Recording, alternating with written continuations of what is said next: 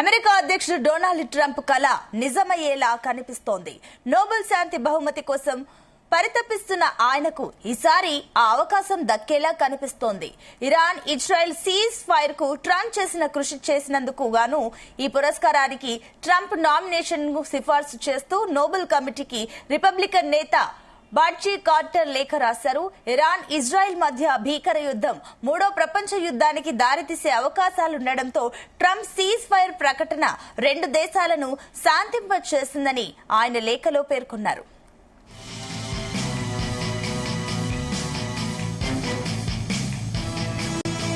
ఇదే అంశానికి సంబంధించి మరిన్ని డీటెయిల్స్ మా కరెస్పాండెంట్ శ్రీచరణ్ అందిస్తారు. శ్రీచరణ్. సునీత, అసాధ్యం అనుకున్న సంక్షోభాలు కూడా వేగంగా ఒప్పందాలు చేయించడంలో డొనాల్డ్ ట్రంప్ కీలక పాత్ర పోషించారు. ఇరాన్ ఇజ్రాయెల్ మధ్య శాంతి ఒప్పందం కుదుర్చడంలో చారిత్రాత్మక పాత్ర పోషించారు. దీంతో పాటు ప్రపంచంలోనే ఉగ్రవాదులను పోషించే అతిపెద్ద దేశానికి అత్యంత వినాశకర ఆయుధం అందకుండా చేశారనేది కూడా ప్రస్తుతము ప్రపంచవ్యాప్తంగా చర్చ జరుగుతోంది. ఆయన నాయకత్వాన్ని నోబెల్ ప్రైజ్ తో గుర్తించాలి అని కూడా కోరారు. ఇరాన్ ఇజ్రాయెల్ మధ్య 12 రోజుల నుంచి జరుగుతున్న యుద్ధాన్ని ఆపుతూ ఆయన ఒప్పందం కుదుర్చారు.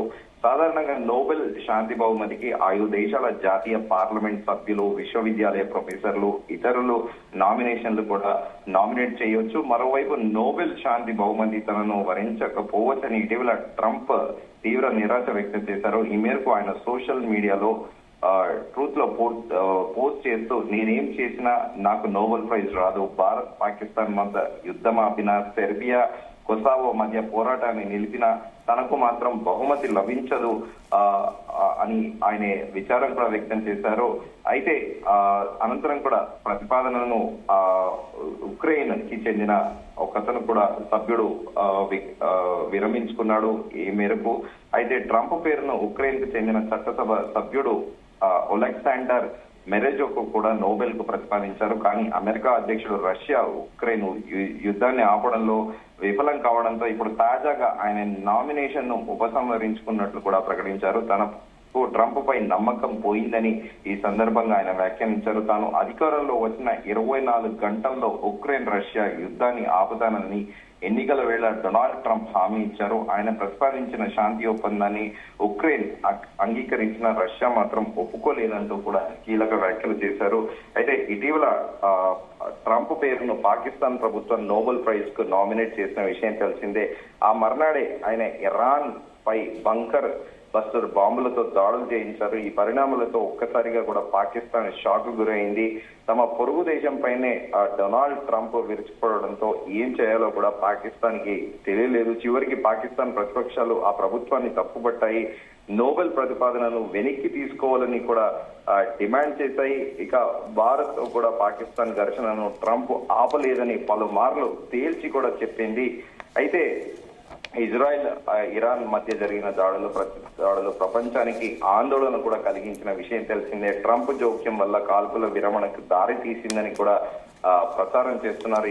ఈ పరిణామంలో ట్రంప్ ప్రపంచంలో శాంతిని నెలకొనేందుకు చేసిన కృషిని గుర్తించి ఆయనకు నోబెల్ శాంతి బహుమతి ఇవ్వాలని కూడా పలువురు దానికి సిఫారసు కూడా చేస్తున్నారు, అభిప్రాయపడుతున్నారు. అంతకుముందు పాకిస్తాన్ తో సంబంధాలు మెరుగుదల, అబ్రహాం ఒప్పందాల క్రమంలోనూ ట్రంప్ పలు శాంతియుత చర్యలు తీసుకున్నారని కూడా చెప్తున్నారు. పోటీలో మరో 338 మంది ఉన్న ట్రంప్ పేరే చర్చలోకి ప్రస్తుతం ఎందుకు వస్తుందనేది కూడా ఒక క్వశ్చన్ అరైజ్ అవుతుంది. 2024 నోబెల్ శాంతి బహుమతి కోసం ప్రపంచ వ్యాప్తంగా 338 మంది పేర్ల పరిశీలనలో కన్సిడరేషన్ లో ఉన్నాయని కూడా నోబెల్ కమిటీ ప్రకటించింది. అయితే ట్రంప్ పేరు ఒక ప్రముఖ నామినేషన్ గా మారింది. ఈ క్రమంలోనే ఇప్పటికే యుఎస్ ప్రతినిధి డారెల్ ఇసా కూడా ట్రంప్ కు మద్దతు తెలుపుతూ ఆయన నామినేట్ చేసిన విషయం తెలిసిందే. ఈ అవార్డు విషయంలో చివరి నిర్ణయం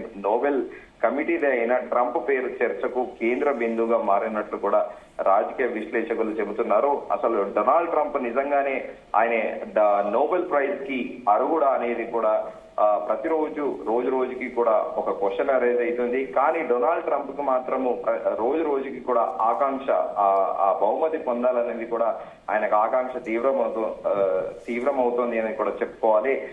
అయితే తాజాగా ఆయన పేరును కూడా అధికారికంగా నామినేట్ చేశారు అమెరికా ప్రతినిధి సభ సభ్యుడు బాడీ కార్టర్. ఈ మేరకు నార్వేలో నోబెల్ కమిటీకి ఒక లేఖను కూడా పంపించారు.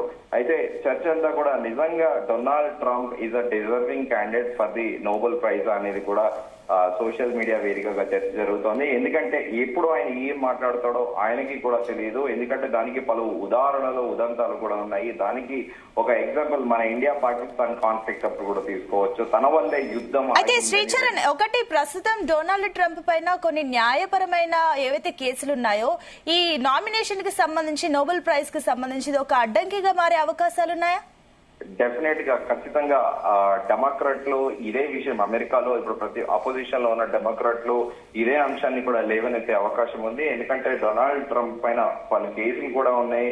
కొన్ని మేరకు తన తరఫున అడ్వకేట్లు కూడా అలాగే తన తరఫున వెళ్లి వాదిస్తున్న విషయం తెలిసిందే. డొనాల్డ్ ట్రంప్ కూడా కొన్ని కేసుల్లో కోర్టు ముందు హాజరు కావాల్సి ఉంది. సో ఈ నేపథ్యంలో ఖచ్చితంగా డెమోక్రాట్లు ఇదే అంశాన్ని లేవనెత్తి నోబెల్ బహుమతి ఎవరైతే ఇస్తారో కమిటీకి లేఖ రాసే అవకాశం కూడా ఉంది.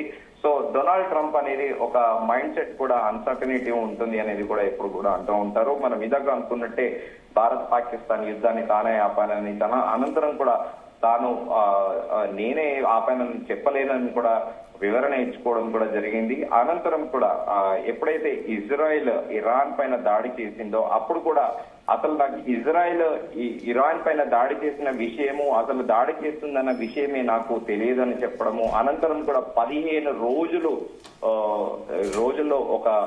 దానికి ఒక నిర్ణయం ఇరాన్ చెప్పాలని తాను ప్రతిపాదన పెట్టిన విషయం తెలిసిందే. కానీ 15 రోజుల టైం అని చెప్పి 2 రోజుల తర్వాతే బంకర్ బాంబ్స్ తోని ఇరాన్ లోని న్యూక్లియర్ సైట్స్ పైన కూడా ఆయన దాడి చేయడం గమనార్హమే.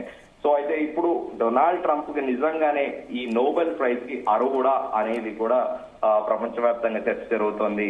Sunitha. Right Sricharan, thank you.